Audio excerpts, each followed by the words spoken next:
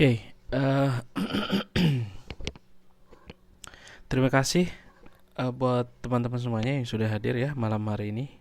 Kita akan membahas tentang kegiatan belajar 4, modul 7 dan modul 8, pengantar bisnis untuk Universitas Terbuka Taiwan. Jadi yang tidak bisa hadir nanti bisa melihat rekamannya, tapi yang sekarang hadir silahkan dipersiapkan modulnya. Nah, sekarang kita masuk ke kegiatan belajar 4 tentang promosi produk. Apa itu promosi produk? Jadi dalam promosikan servis dan barang kita ya, kita bisa melihat gambar 74 dalam prosesnya gitu ya. Ada beberapa yang perlu diperhatikan di sana. Yang pertama ada sender, pengirim, terus juga ada yang namanya encoding, terus ada yang namanya message ataupun pesan atau media, terus selanjutnya ada decoding, terus ada receiver ya, lanjut dari itu ada response dan feedback ataupun umpan balik. Di antara semuanya ini tentu saja ada yang namanya noise ataupun gangguan ya. Jadi setiap proses, setiap tahapan pasti ada yang namanya gangguan. Sejauh mana gangguan itu tergantung dari bagaimana kita menghadapinya dan mensikapinya ya. Tolong nanti yang hadir di absen ya sama Mbak Isna, nanti langsung dikirimkan ke inbox seperti biasa yang hadir. Oke, selanjutnya dalam promosi produk kita harus mempunyai ataupun mengetahui namanya proses komunikasi gitu ya. Terus juga ada kenapa sih promosi ini dilakukan. Kita harus tahu tujuan promosi seperti apa. Kita harus tahu juga strateginya. Kita harus tahu juga bauran promosinya seperti apa. Nah, proses komunikasi menurut Sadono Sukirno tahun 2004, promosi adalah memperkenalkan barang atau jasa supaya konsumen menyukainya dan kemudian membelinya gitu ya. Jadi simpel sekali. Jadi promosi adalah seperti itu pengertiannya. Dan kalau kita bisa melihat ada gangguan di sini ya. Jadi respon misalkan dari sini. Kalau digambar ini feedback. Namanya feedback. Aduh, tulisannya ya nggak jelas, tapi nggak apa-apa. Feedback. Feedback itu adalah umpan balik. Jadi ketika misalkan kita membuat satu barang, tentu saja nanti ada reaksi dari apa namanya pembeli, apakah dia menyukai barang kita atau tidak gitu ya. Itu ada yang namanya respons gitu. Selanjutnya, kalau misalkan kita melihat kadang-kadang dalam satu proses komunikasi dalam ya katakanlah proses komunikasi antara penjual dan pembeli kan kadang-kadang memang tidak membeli kata-kata gitu, tapi kadang-kadang misalkan produksinya betul-betul lewat kualitas dan sebagainya, sehingga ketika sebuah barang diluncurkan dan dijual, nah proses komunikasinya adalah biasanya secara tidak langsung gitu ya, kecuali dengan si penjual dan si pembeli. Penjual pembeli langsung menawarkan dan membeli barang gitu ya, ada proses transaksi. Tapi kalau misalkan ketika kita sebagai produsen, sebagai pabrik misalkan, kita tidak bisa langsung ngobrol dengan konsumen kecuali kita membuka line ataupun layanan konsumen. Gitu ya, layanan konsumen. Jadi ada semacam layanan yang memang bisa menyerap sejauh mana konsumen itu bisa memberikan masukan-masukan apakah dia menerima atau menolak ya, menolak barang yang kita ciptakan. Dan dikarenakan proses komunikasi tersebut kadang-kadang ada yang namanya kegagalan proses komunikasi. Jadi ketika misalkan barang kita diluncurkan, barang kita disosialisasikan ke audiens ataupun ke konsumen, kadang-kadang kita tidak memahami ya mana sebetulnya yang disukai oleh konsumen gitu ya, dan barang seperti apa yang disukai oleh konsumen. Nah, ini kadang-kadang diakibatkan oleh kegagalan dalam proses komunikasi. Nah, kegagalan proses komunikasi ini diantaranya ada yang namanya selective attention ataupun perhatian yang selektif, ada juga selective distortion, ada bentuk yang selektif, terus juga dilanjut ada selective retention, ingatan yang selektif ya. Jadi ada 3 secara umum. Nah, selective attention itu gimana? Jadi kalau misalkan konsumen dikasih berbagai komunikasi pemasaran seperti TV, radio, media cetak gitu ya, konsumen biasanya hanya memperhatikan hal tertentu yang sesuai kebiasaan gitu ya. Jadi makanya kalau misalkan dalam iklan-iklan itu iklannya dibikin semenarik mungkin agar bisa menarik perhatian, entah itu dengan wajah cantik, entah itu dengan warna yang menor misalkan yang mencolok gitu ya, atau sesuatu yang menggugah mata kita gitu ya, jadi memberikan perhatian. Terus ada yang namanya nomor 2 selective distortion, bentuk yang selektif, bagaimana penerima ini mendengar apa yang cocok dengan sistem kepercayaan mereka ataupun sistem kita. Jadi misalkan sudah menjadi tugas para komunikator ini menyajikan pesan yang jelas, sederhana, menarik, dan berulang agar penerima mampu memahami inti pesan. Artinya apa? Ketika kita misalkan bilang kecap nomor 1, kecap XYZ misalkan. Nah, orang udah bilang, apa betul sih nomor 1? Nah, dari seperti itu diulang-ulang. Kecap nomor 1 XYZ, kecap nomor 1 XYZ. Terus ya, semakin masif, semakin banyak, dan semakin simpel kata-katanya, dia akan menjadi semakin diingat karena diseleksi oleh para audiens ataupun konsumennya yang hanya mendengarkan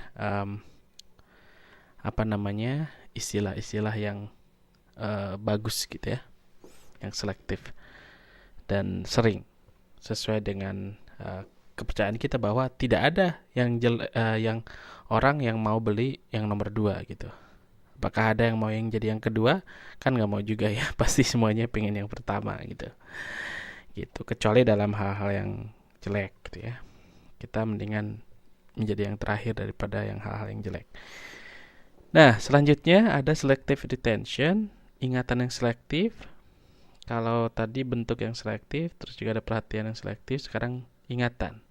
Jadi kalau misalkan sikap penerima sejak awal positif terhadap pesan yang diterima, dia cenderung akan mengingat pesan tersebut lebih lama gitu ya. Jadi ketika misalkan kita memberikan sebuah pesan dalam promosi, dalam iklan, kita kasih sesuatu yang positif gitu ya, supaya tetap diingat. Jadi akan selalu diingat hal-hal yang memang menjadi semacam ikon ataupun ciri khas ya dari produk ataupun barang-barang kita. Nah, selanjutnya tujuan promosi, mari kita lihat tujuannya apa sih sebetulnya. Jadi tujuan promosi adalah mengkomunikasikan berbagai informasi. Jadi bagaimana kita menginformasikan karakteristik barang kita gitu ya, karakteristik usaha kita, terus juga memposisikan produk. Jadi produk kita tuh berada di posisi apakah menengah, apakah elit, apakah di bawah gitu ya. Ada low end, ada high end, ada middle gitu ya. Terus selanjutnya bisa mengontrol volume penjualan. Silakan dilihat tujuan promosi di halaman 753 ya. Nah, selanjutnya strategi promosi. Kita coba lihat di halaman 754. Nah, strategi promosi ada dua. Yang pertama, strategi menarik gitu ya. Kita tarik, ataupun dalam bahasa Inggris kita namakan sebagai pull strategy. Ini ditarik, didesain khusus untuk menarik konsumen kita supaya kita kasih barang kita ke retailer, dan retailer itu bisa minta lagi ke grosir gitu ya. Jadi ada yang strategi tarik, pull strategi, ada juga strategi dorong, push strategi. Jadi kalau misalkan sebuah perusahaan secara agresif memasarkan produknya kepada penjual grosir dan menjual eceran, hingga mereka akan kemudian membujuk konsumen untuk membeli produk tersebut. Perbedaannya adalah retailer ini, jadi retailer ini akan meminta produk kepada penjual grosir, bukan ke perusahaannya gitu ya. Jadi untuk pull strategi ini perusahaan dalam posisi tidak terlalu aktif. Tapi kalau push strategi ataupun strategi dorong, perusahaannya ini agresif, langsung turun ke bawah, langsung ke grosir, langsung ke eceran dan lain sebagainya ya. Jadi ingat perbedaan strategi tarik, pull strategi, dengan strategi dorong, push strategi ada di perusahaan. Jadi kalau strategi pull strategi ataupun tarik, itu perusahaannya nggak ikut-ikutan. Maksudnya nggak terlalu agresif gitu ya. Tapi kalau yang dorong, push strategi, itu perusahaannya ikut serta secara agresif memasarkan. Ngerti ya? Oke, selanjutnya ada bauran promosi atau promotion mix. Promotion mix yang pertama ada yang namanya iklan. Gitu ya. Ada iklan, coba lihat di halaman 755, pengertian iklan yaitu segala bentuk tampilan atau presentasi non-personal dan promosi. Ada ide juga di sana, ada barang dan jasa, ada sponsor, ada pembiayaan. Dan iklan memiliki beberapa keunggulan ya. Jadi ada public presentation, tampilan presentasi kepada publik seperti apa barang kita gitu ya. Terus juga ada pervasiveness, ada meresap gitu ya. Jadi perusahaan bisa mengiklankan produknya berkali-kali, terus juga konsumen bisa menerima dan membandingkan dengan produk-produk lainnya. Jadi misalkan iklan besar, iklan heboh gitu ya, kadang mencerminkan besarnya kekuatan, ukuran, dan kesuksesan perusahaan. Tapi tidak juga ya, kadang-kadang memang ini saya coba kritisi. Jadi kadang-kadang promosi juga yang simple, yang kecil, kadang dilakukan juga oleh perusahaan-perusahaan besar. Tapi biasanya skalanya yang ditambah ya, masifnya misalkan. Tidak hanya di Jakarta, tapi mungkin di seluruh Indonesia misalkan. Oke, selanjutnya memperkuat ekspresi. Iklan juga memungkinkan perusahaan untuk memberikan efek yang cukup kuat melalui cetakan, bunyi, warna, terus juga memberikan kesan gitu ya, kesan yang baik. Terus juga ada impersonality, non personal. Jadi kalau misalkan di iklan ini konsumen tidak merasa berkewajiban untuk memperhatikan ataupun merespon iklan, tapi iklan bisa jadi sebuah monolog ataupun berbicara sendiri dan bukan melakukan dialog dengan audiens. Jadi hanya memberitahu gitu. Meskipun si audiensnya ngapain gua beli ini gitu kan, nggak ada kepentingan saya beli barang ini, tapi si audiens tahu gitu tentang pengetahuan tentang apa yang dibicarakan dalam iklan tersebut. Jadi tidak dalam konteks bertanya gitu, misalkan Anda butuh apa, terus si audiensnya menjawab, itu bukan iklan lagi. Jadi dia biasanya satu arah gitu ya, satu arah, tapi akan berupa sistem-sistem pengetahuan yang akan memberikan pengetahuan produk, service, ataupun jasa yang akan diketahui oleh konsumen. Nah, selanjutnya pada dasarnya memang kita juga harus mengetahui yang namanya tujuan. Jadi kalau tadi misalkan keunggulannya gitu ya, keunggulan iklan. Kalau misalkan tujuan iklan, ada yang memberikan informasi, ada yang melakukan pendekatan persuasif gitu ya. Terus juga ada yang mengingatkan, reminder. Kita reminder advertising. Jadi kalau misalkan memberikan informasi ataupun informative advertising, itu tujuannya menciptakan semacam kepedulian gitu ya, menanamkan pengetahuan atas produk yang baru. Terus juga persuasifnya kita bisa lihat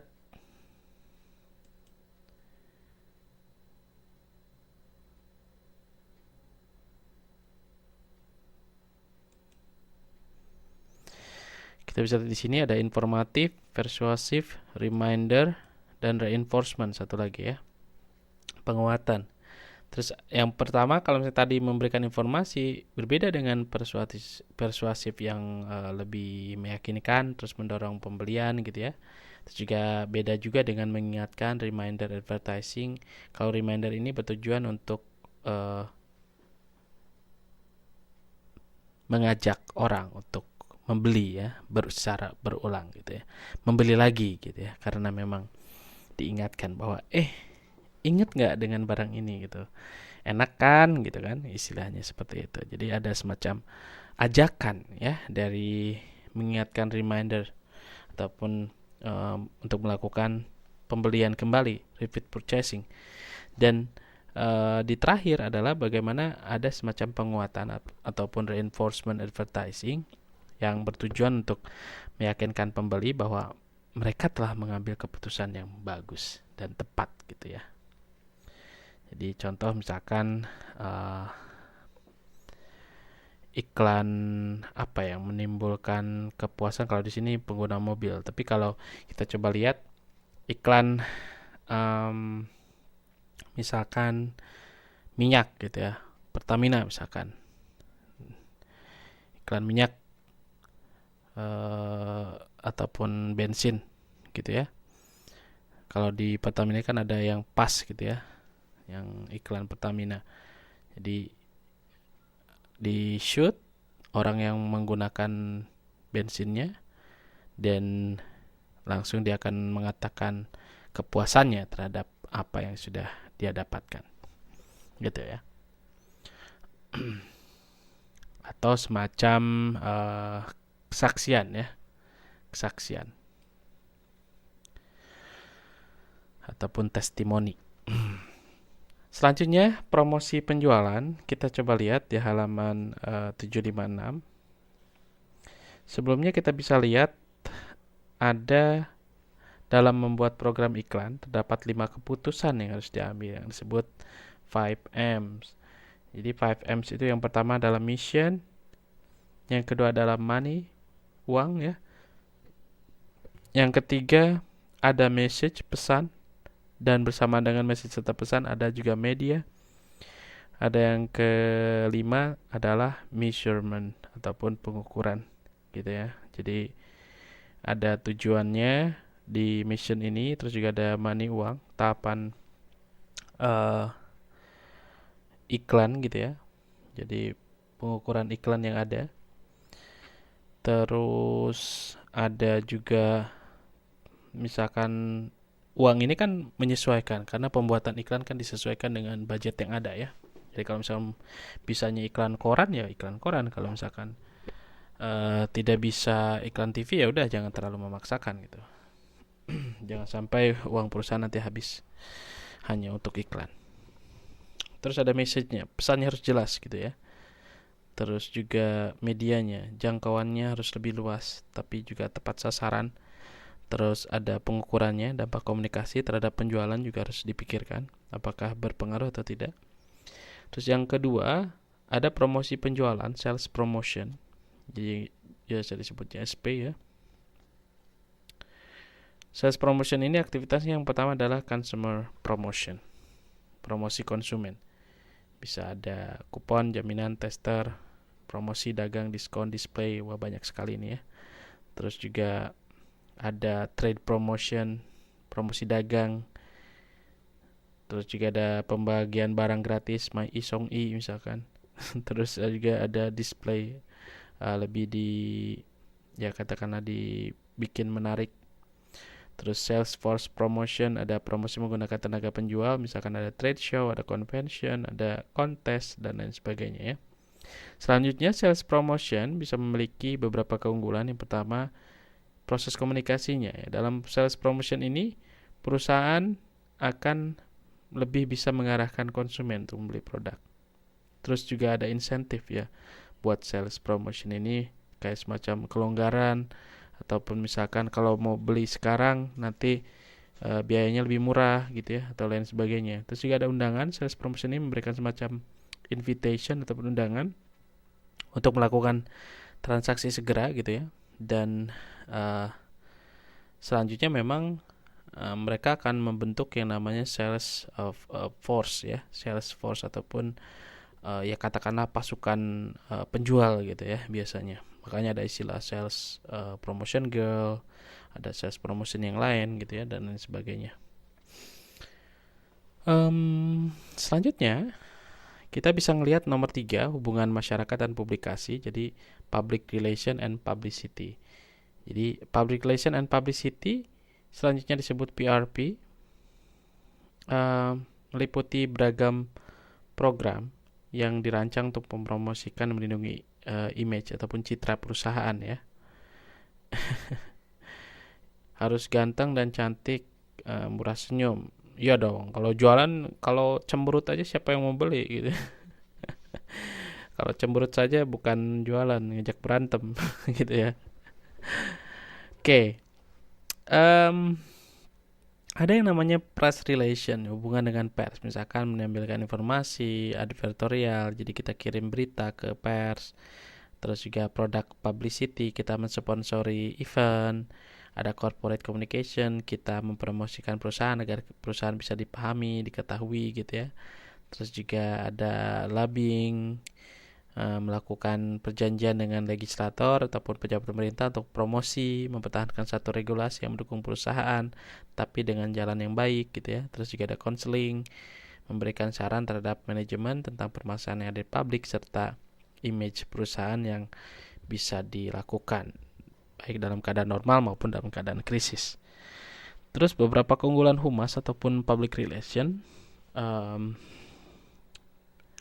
bisa melakukan yang namanya meningkatkan kredibilitas, terus juga meraih pembeli di luar jangkauan, buyer off guard. Terus juga ada dramatisasi, jadi ada semacam pembentukan citra yang memang betul-betul bisa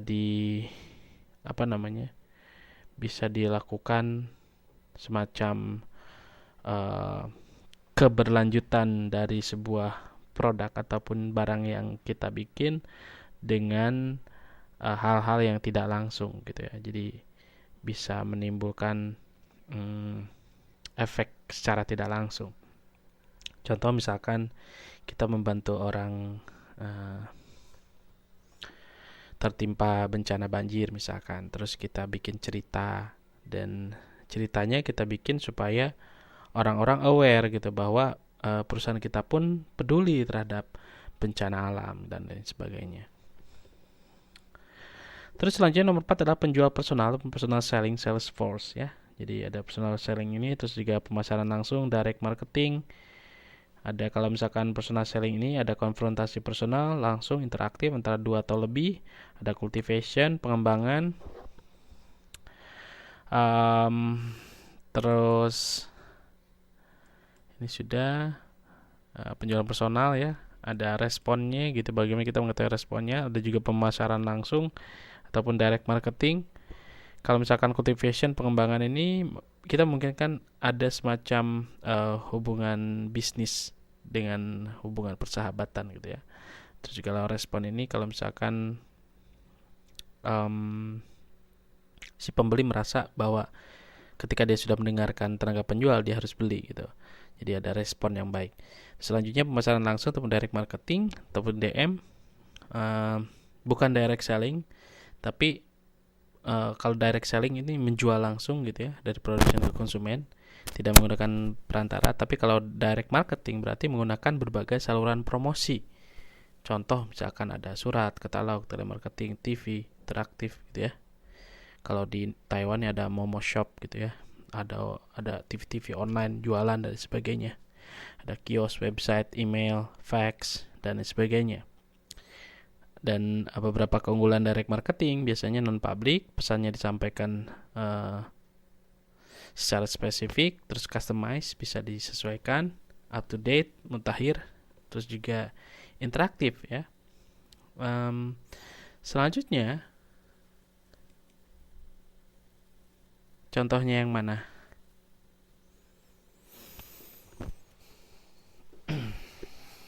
Contohnya yang mana nih?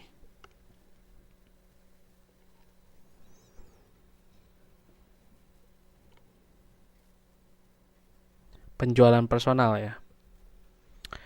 Jadi penjualan personal, contoh misalkan saya menawarkan sesuatu gitu ya ke orang. Terus saya datangi orangnya, saya telepon. Misalkan saya jualan paket wisata misalkan. Saya tentu saja akan melihat orang-orang yang mungkin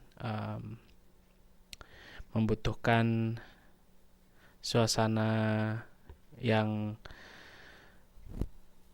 santai misalkan di akhir bulan atau di akhir minggu untuk liburan dan sebagainya. Ya, saya pilih orang-orang eksekutif muda misalkan yang memang betul-betul membutuhkannya. Dan saya akan mendata satu-satu dan menjadi target dari saya yang akan mencoba memberikan pengertian terhadap paket ataupun jasa wisata yang akan saya coba tawarkan. Ini salah satu contohnya gitu ya. Dan kita memang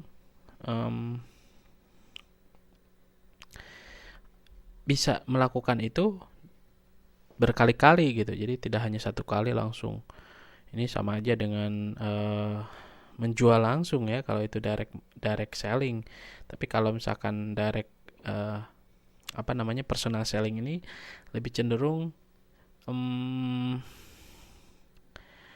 dia meyakinkan gitu ya, meyakinkan kalau misalkan meyakinkan bahwa kita itu adalah pilihan yang terbaik gitu.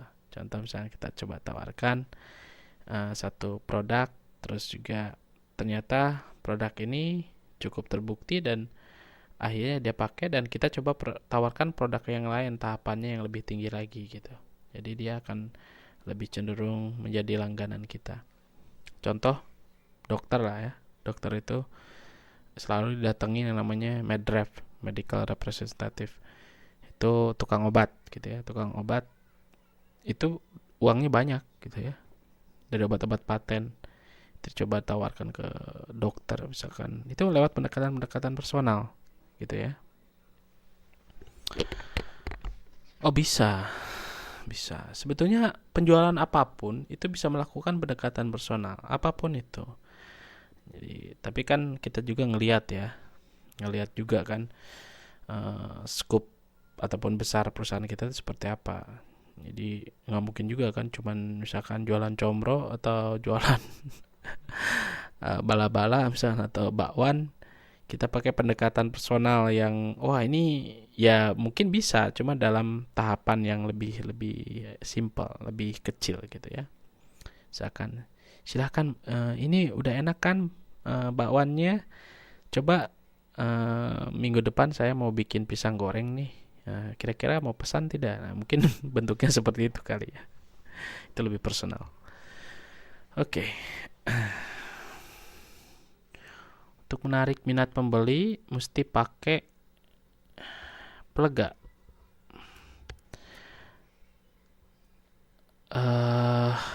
Tes.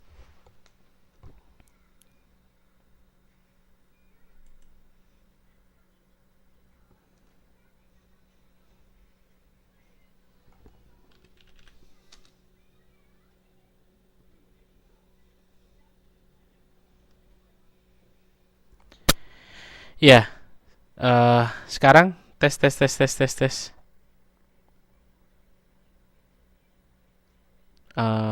Gimana sekarang? Tes. Satu.